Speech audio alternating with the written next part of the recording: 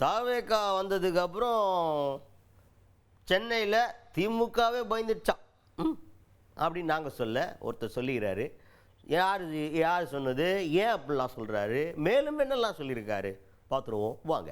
தாவேக்காவை சேர்ந்த ஆதவ் அர்ஜுனா அவர் தான் ஒரு மேடையில் பேசுகிறார் எக்மோரில்.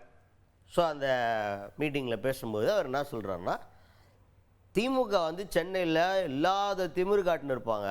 இப்போ தாவேகா வந்ததுக்கப்புறமா சென்னையில் யாரும் சத்தமே போடுறதில்ல. எந்த எம்எல்ஏவும் எங்கேயும் வெளில தலை காட்டுறதே கிடையாது. இப்போ கூட நான் நிறைய இடத்துல வில்லிவாக்கம் போனால் எம்எல்ஏவை காணோம். இங்கே எக்மோருக்கு வர்றேன், கூகுளுக்கே தெரில எம்எல்ஏ யாருன்றது. அந்த அளவுக்கு எம்எல்ஏ அப்ஸ்காண்டான மாதிரி ஆகி போயிட்டார். எங்கேயுமே சத்தமே போடுறதில்ல, நம்மளை பார்த்து மிரண்டு போயிடறாங்க அப்படின்ற மாதிரி ஆதவ் அர்ஜுன் அவர்கள் தொண்டர்களுக்கு உத்வேகம் கொடுப்பதாக நினைத்து பயங்கரமான கருத்துக்களே பேசியிருக்கிறார். அப்படின்னு நினச்சி தான் பேசியிருக்காரு.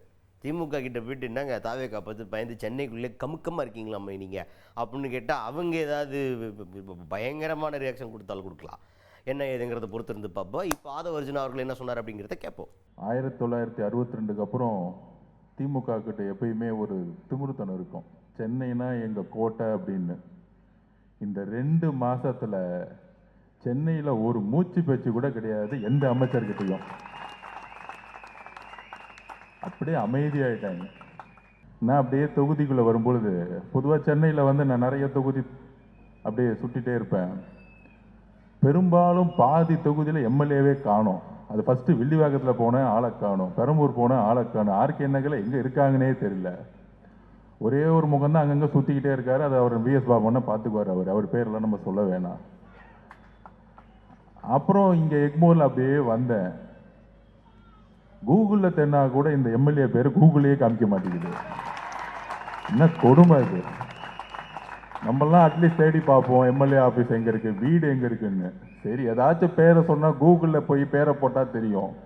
கூகுளுக்கே மறந்துருச்சு எக்மோரில் யார் எம்எல்ஏ அப்படின்னு. அதுக்கு அடுத்தது திமுக ஒரு 3 எலெக்ஷனாக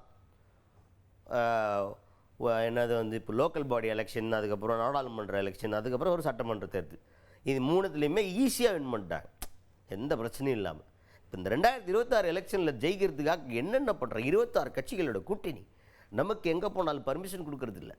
விளம்பரங்களை போட்டு மக்கள்கிட்ட கொண்டு போய் சேர்க்கறதுக்கு முயற்சி பண்ணிகிட்ருக்குறாங்க. இதெல்லாம் பண்ணியும் கூட நம்ம 2% வாக்கு வங்கி இது அதிகமாக வச்சுருக்கான் திமுகவோட அப்படின்னு இப்போவும் கான்ஃபிடென்ட்டாக பேசியிருக்காரு மேடையில்.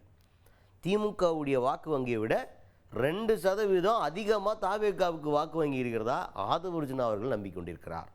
அந்த நம்பிக்கையை தன் தொண்டர்கள்கிட்டையும் கொண்டு போய் சேர்த்திருக்கிறார் ஆதவ் அர்ஜுனா அவர்கள். அம்மா ஜெயலலிதா அம்மா இறந்த பிறகு நிறைய துமுர்த்தனம் வந்துருச்சு. யாருமே இல்லை தமிழ்நாட்டில் எதிர்க்கிறதுக்கு.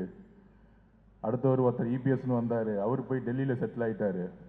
அவர் அடிக்கடி ஏர் இண்டியாவில் போயிட்டு வராரு. பேசாமல் அவர் அங்கேயே டெல்லியிலே இருந்துடலாம். அவர் எதுக்கு இந்த பக்கம் வராருன்னு தெரியல. அதனால மக்கள் அவர் மறந்துட்டாங்க. அப்படி இருக்கும் பொழுது 3 தேர்தலில் ஜாலியாக ஜெயிச்சுக்கிட்டே இருந்தாங்க. 19 ஜெயிச்சாங்க, 21 ஜெயிச்சாங்க, 24 ஜெயிச்சாங்க.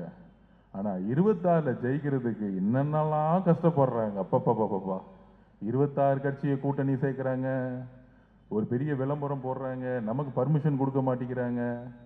அந்த மாதிரி இங்கே இருக்கக்கூடிய நம்மளுடைய முதலமைச்சர் அவர்கள் எந்த அளவிற்கு பயந்து இன்னைக்கு 26 கட்சியை கூட்டணி வச்சாலும் என்னடா அது இன்னைக்கும் நம்ம 2% திமுகவோட அதிகமாக இருக்கும். இதுதான் உண்மை.